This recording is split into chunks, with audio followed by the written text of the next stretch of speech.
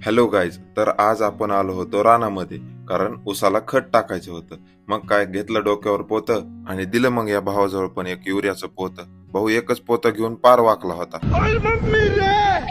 सगळी पोती एका जागेवर पोच करून पप्पांनी आपल्याला काही कामानिमित्त केजला पाठवलं. मग काय घेतली गाडी आणि निघालो मग केजला. वापस येऊपर्यंत अर्ध खत टाकून झालं होतं. आई आवराआवरी करतच होती. मग काय राहिलेलं खत म्हणलं टाकून घ्यावं. मग काय घेतलं टोपलं, घातलं हेल्मेट आणि लागलो कामाला. आता शेतकरी आहे म्हणल्यावर जुगाड तर करावाच लागणार ना.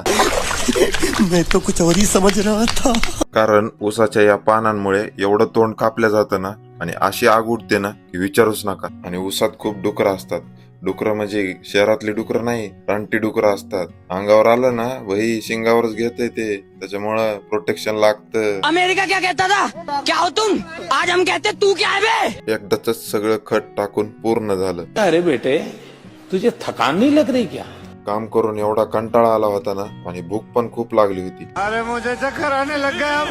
मग काय तेवढ्यात घरच्यांनी दिला आवाज, चला म्हणले जेवायला. हा बघा राजवीर, एवढा आगाव आहे बाबा टिल्लू.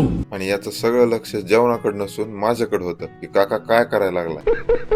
हा बघा आपला राजवीर, आजच्या कामाचे सुपरवायझर. सगळ्यांच्या पगारी करून सगळ्यांनी काम व्यवस्थित केलं का नाही बघून चेकिंग करत होता. क्यों हिला डाला ना? शेतातून आलो मग आपल्या नवीन घरी. ऑलमोस्ट सगळं काम होत आलेलं आहे. थोडंफार काय बाकी आहे ते मी फायनलला तुम्हाला लुक दाखवेलच की आपलं नवीन घर कसं आहे. सनसेटचा व्ह्यू बघून मी आलो घरी, मस्त फ्रेश वगैरे झालो. मित्रांनो, व्लॉग आवडला असेल तर कमेंट मध्ये नक्की सांगा. एक लाईक करून आपल्या चॅनलला सबस्क्राईब करायला विसरू नका. भेटूया मग पुढच्या व्हिडिओ मध्ये. तोपर्यंत जय महाराष्ट्र.